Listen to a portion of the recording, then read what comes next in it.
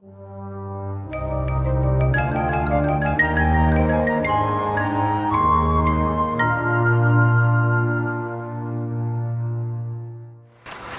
right, health is also a property right. I mentioned that earlier.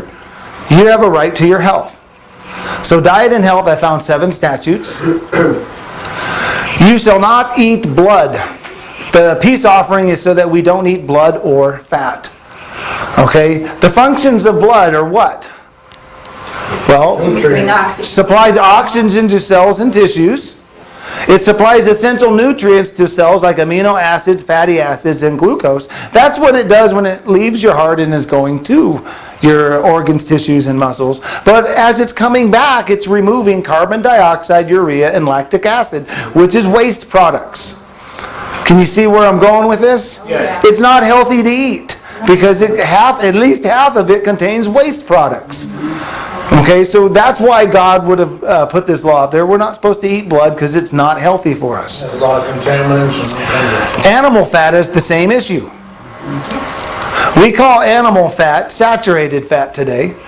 And saturated fats are mainly found in foods that come from animals such as meat and dairy, but they can also be found in most fried foods and some prepackaged foods. Saturated fats are unhealthy because they increase LDL, that's the bad cholesterol levels, in your body and increase your risk for heart disease. Saturated fats increases risk of heart disease and stroke. This is probably something we've all heard a million times here in America, but that's the reason why. Fat and blood are not good for you. You shall not eat an animal condemned to be stoned. That's probably pretty self-explanatory, but if you look into it, I just used mad cow disease because the meat we eat most of is cows, right? But if you look at the symptoms, the first one is aggression. And you notice up here, if an ox gore a man, he's to be stoned and you're not to eat it. If you look up a lot of the diseases for animals, one of the first symptoms is almost always aggression. So if an animal is showing aggression, they've probably got some sort of a disease. Now there's a good chance it has, but it doesn't necessarily have to. But it makes perfect sense not to eat an animal that was condemned to die. You shall not eat an animal that is killed by another animal. That's common sense. You shall not drink boiled milk. I'm going to explain this because most people don't agree with me. And I'll be honest with you, my wife doesn't even agree with me on this when we go through this. There's a couple that we disagree on. But I'm going to explain why I think this. And there's other theories as to what this commandment means. It says, you shall not see the kid in his mother's milk. This is said 3 times. Why? Well, I'll explain to you why. Here's some raw milk facts. Raw milk contains beneficial enzymes. There's over 60 of them. Without these enzymes, you cannot digest milk fat, sugars, or calcium. So immediately, if you don't have these enzymes, all the fat is bad for you. It's like animal fat now. Raw milk contains beneficial bacteria. You cannot live without this bacteria, and raw milk is the primary source that you get this bacteria from. Raw milk contains vitamins.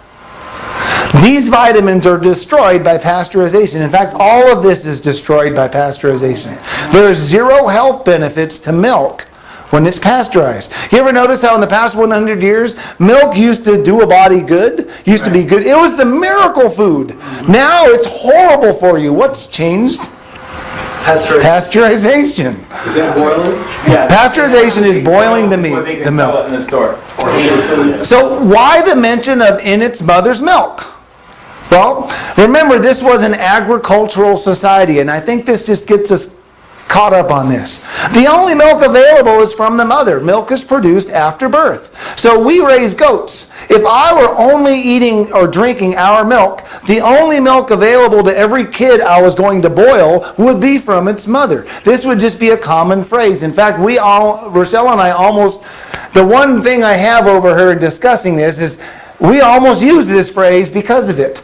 Mm-hmm. When we were milking our goats, we would talk about the mother's milk. So I think this is just a common phrase they would use. You shall not see the kid in milk or its mother's milk because that's the only milk that would be available. Okay, why would they boil milk? Try and get rid of what contaminants. Did they know about the contaminants? No, I think it was just Boiling milk is a modern thing. The only reason they would boil milk is to cook food. They would not have boiled milk for the sake of boiling milk. We're the only ones dumb enough to do that. Even though they didn't understand about the contaminants, they wouldn't have done that.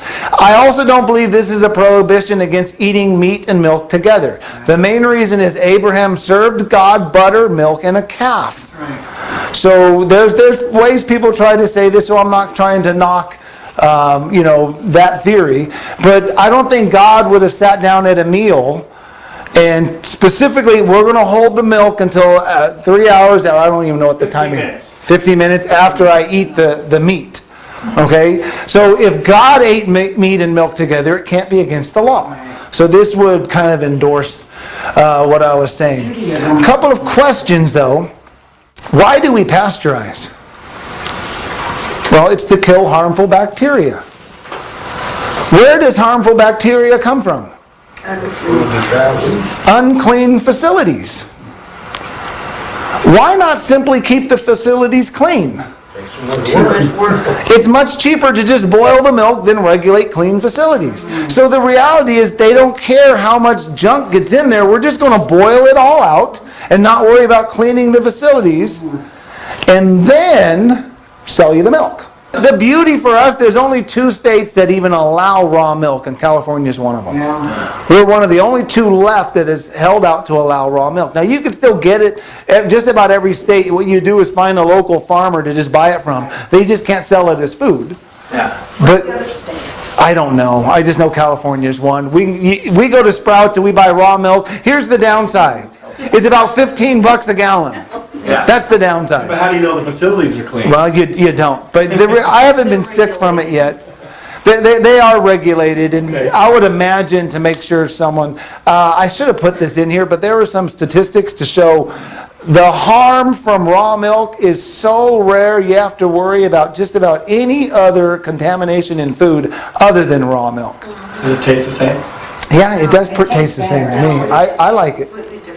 But my personal opinion, the reason I like this is studying the benefits of milk and what we've done over 100 years and the change that's gone just in the media from it's super healthy 100 years ago to now it's horrible for you, don't ever drink it. The only connection is pasteurization. And I'm personally convinced that in its mother's milk is just something, it's just a phrase they use because if you're a small farmer, and I'm not calling myself a small farmer, but we have 4 females that breed. When we were milking them, you would use in its mother's milk on a regular basis because that's who it was. It was the mother's milk that you would have. Now, when you get big and industrial, it probably doesn't matter. But at the time, they were a small agricultural society. They probably had lots of them. But when our animals breed, it's never the same day. You can breed them on this day, and 6 months later, they're still that due date is never accurate. It's just a guess, and it changes quite a bit. So does this say don't boil a kid in its mother's? It says you shall not seethe. Seethe is a King James word for boil. Okay. You shall not boil a kid in his mother's milk. Okay, so what shall you boil it in? Well, you could boil it in water. Water wouldn't harm you at all. But the practice of boiling it in milk is dangerous. It kills the milk. So I think it's a milk statute, not a meat and milk statute. Pasteurization kills the milk. Yes, it does. Drinking dead. Now, nothing. the reason we have such high heart disease is all that milk fat is now like animal fat, and we're guzzling it. It's not good for you. So we're drinking a lot of milk that we think is good for us, and the reality is they're truthful. It is bad for you today because everything's pasteurized. Me either. Well, and milk nullifies the acids you need to digest the meat. But that's only pasteurized milk. Yeah. If you have raw milk, it gives you the enzymes for digestion. For digesting the meat. Yeah. So if I'm stuck in a situation, we actually buy digestive enzymes. We'll buy them from Sprouts or wherever, sometimes online. And it's the enzymes you need for digestion, which the milk no longer has. If I'm stuck and I don't have raw milk, I always take some of those before I drink the milk, just to make sure I have the enzymes. Do you drink your goat's milk? We used to, but Boer goats don't produce a lot of milk. It was too much of an effort. It just wasn't worth it, so we kind of stopped. But when we were doing that, I noticed myself at least started thinking along the lines of using phrases like this, because it is their mother's milk. And you're stealing from the kid when you're taking their mother's milk. And you just get into that mode of relationship because the kids are still feeding off their mother's milk. And it's just, it comes to be a natural thing when you're in that agricultural type of society, I think. And that's the way my mind started going, which is why I made this connection. Notice it just says goats, it doesn't say anything about sheep or cows. Yeah, well, that letter of the law, it applies to cows, it applies to sheep, it applies to everything. God gave us the example, we need to apply it appropriately, and I think it applies to everything. And you now know my opinion. There's a lot of opinions out there. I think it's about pasteurized milk. And I think that's the dangers. You can read it. Boiling the milk. That's what I think it's about, is the boiling of the milk. I personally just ignore the in its mother's milk. Some people have argued it's cruel. It's like, but they weren't boiling the kid in front of their mom, twisting their arms and with an evil face or something. They weren't doing that. You would have done it away from the mom, and it wouldn't have mattered. Those are just arguments that never really made sense to me. You may not eat an animal that dies on its own, but you may sell it to foreigners. This one kind of, I don't know if I have a great answer to it, but I don't want to. Stranger. Remember, there were 3 words for stranger: Zur, Nakar, and Ger. This is going to shock you, but this is actually the word Ger. And if you look in the Septuagint, it's parokos, which means having a home near, by dwellers, alien, resident, foreigner, sojourner, stranger. You'll find out that parokos refers to either stranger. But ger typically refers to one. This is one example where I think the Septuagint was right. And remember, the Septuagint is over 1,000 years older than the Masoretic text, which is the one the apostles were using. So I think it's referring to the heathen strangers, not the guests. And here's why, because the other, in Leviticus 17:15, it's the same statute. It says, every soul that eats that which died of itself, or that which was torn with beasts, whether it be one of your own country or a stranger. The stranger can't eat it here. But in the other one it said you can give it to the stranger. So I lean towards the Septuagint on that just for that reason. The stranger that can eat this is the heathen. But that doesn't answer the question, why is God allowing the heathen? We shouldn't be endorsing, I don't know. Roadkill campaign. It sounds weird. Tourist welcome.